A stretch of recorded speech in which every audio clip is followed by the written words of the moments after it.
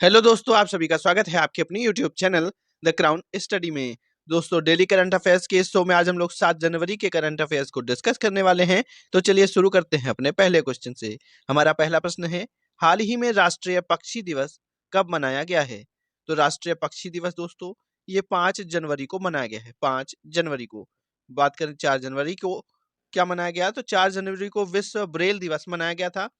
इसकी थीम थी empowering through inclusion and diversity. अगला प्रश्न है, हाल ही में किस राज्य में चंदुबी उत्सव मनाया गया है?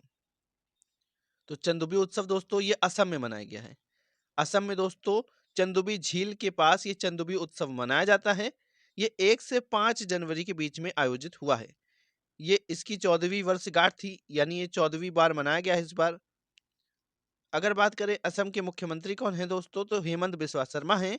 यहाँ के राज्यपाल गुलाब चंद कटारिया हैं और असम की राजधानी दिसपुर है। अगला प्रश्न है, हाल ही में किसे नेशनल एसेट रिकंस्ट्रक्शन कंपनी के प्रबंध निदेशक के रूप में नियुक्त किया गया है? तो दोस्तों पी संतोष को भी हाल ही में नेशनल एसेट रिकंस्ट्रक्शन कंपनी के प्रबंध निदेशक के रूप में नियुक्त किया गया है। वहीं बात करें नीना सिंह की, तो ये सीआईएसएफ की पहली महिला अध्यक्ष हैं। सीआईएसएफ की पहली महिला अध्यक्ष। वहीं अनीश दयाल सिंह ये सीआरपीएफ के महानिदेशक बनाए गए हैं अभी हाल ही में। सीआरपीएफ के महानिदेशक। अगला प्रश्न है, हाल ही में इसरो द्वारा भेजा गया सूर्य मिशन आदित्य 11 सफलतापूर्वक 11 पॉइंट पर स्थापित हो गया। इसे कितने दिनों का समय लगा है? तो अभी हाल ही में दोस्तों 127 दिनों के बाद, कितने 127 दिनों का समय लगा है आदित्य 11 को 11 पॉइंट पर पहुंचने के लिए। ये लैग्रेंज पॉइंट है दोस्तों।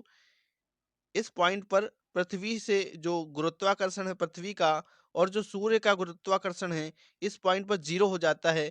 और इस ऑर्बिट पर पहुंच के, ये जो हेलो ऑर्बिट कहा जाता है, इस ऑर्बिट पर पहुंच के ये जो हमारा आदित्य एल 1 है ये चक्कर लगाता रहेगा और सूर्य से आ रही जो जानकारियां हैं, जो फ्लेयर्स वगैरह की जानकारी के लिए गया है, उनकी जानकारी भी ये इकट्ठा करता रहेगा। अगर बात करें इसे लॉन्च कब किया गया था, तो ये 2 सितंबर को लॉन्च हुआ था 2023 में। 2 सितंबर 2023 को दोस्तों इसे पीएसएलवी C57 रॉकेट द्वारा पीएसएलवी C57 द्वारा इसे लॉन्च किया गया था। कहां से लॉन्च हुआ था, तो श्रीहरिकोटा के सतीश धवन अंतरिक्ष केंद्र से इसे लॉन्च किया गया था। यह भारत का पहला सूर्य मिशन था दोस्तों और इसरो ने पहली बार में ही इसमें सफलता हासिल करी है। इससे पहले 3 देशों ने सूर्य मिशन भेजे हैं, अमेरिका, जर्मनी और यूरोपियन अंतरिक्ष एजेंसी। चौथा देश भारत रहा है दोस्तों। अगर बात करें इसरो की, तो इसरो यानी इंडियन स्पेस रिसर्च ऑर्गेनाइजेशन, इसकी स्थापना दोस्तों 15 अगस्त 1969 को हुई थी बेंगलोर के अंदर और इसके वर्तमान में अध्यक्ष हैं एस सोमनाथ। अगला प्रश्न है, हाल ही में किस राज्य सरकार ने हट्टी समुदाय को एसटी का दर्जा दिया है, यानी शेड्यूल्ड ट्राइब्स का दर्जा दिया है? तो हट्टी कम्युनिटी को दोस्तों हिमाचल प्रदेश की सरकार ने। हिमाचल प्रदेश के मुख्यमंत्री कौन है, तो सुखविंदर सिंह सुक्खू हैं। इन्होंने दोस्तों हट्टी समुदाय को एसटी श्रेणी में रखा है, एसटी का दर्जा दिया है।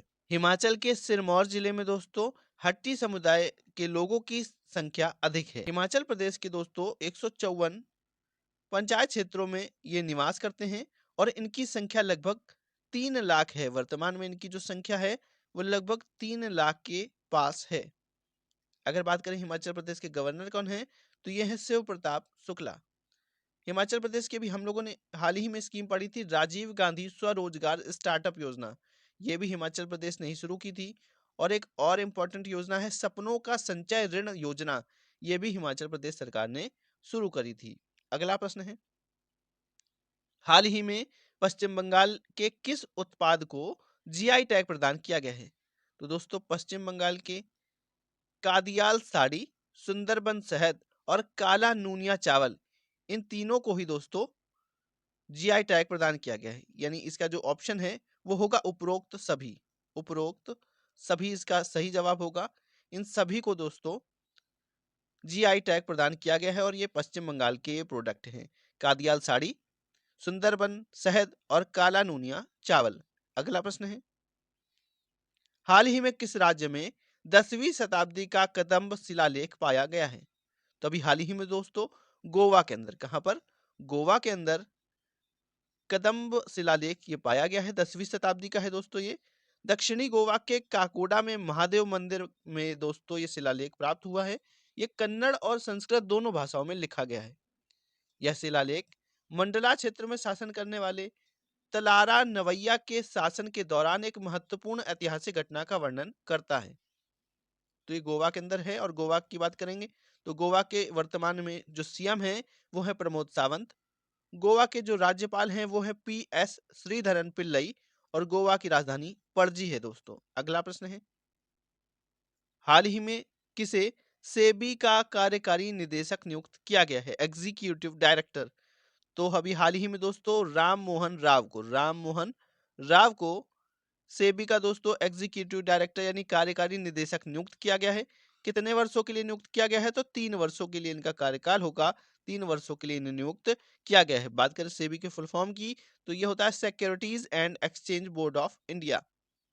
इसका जो काम है दोस्तों ये शेयर मार्केट पर नियंत्रण बनाना है। शेयर मार्केट पर नियंत्रण बनाना है। इसकी स्थापना कब हुई थी? तो 1988 में इसकी स्थापना हुई थी, लेकिन इसने सक्रिय रूप से काम करना 1992 में शुरू किया था। इसका मुख्यालय मुंबई में है दोस्तों। और इसकी जो पहली महिला अध्यक्ष हैं वर्तमान में वो है माधवीपुरी बुच। माधवीपुरी बुच दोस्तों इसकी पहली महिला अध्यक्ष हैं। अगला प्रश्न है, हाल ही में किस राज्य ने रानी दुर्गावती अन्य प्रोत्साहन योजना को मंजूरी दी है? तो अभी हाल ही में दोस्तों मध्य प्रदेश ने, किसने? मध्य प्रदेश राज्य सरकार ने रानी दुर्गावती अन्न प्रोत्साहन योजना को मंजूरी दी है। मध्य प्रदेश के सीएम मोहन यादव जी ने जबलपुर में दोस्तों इस योजना को शुरू किया है।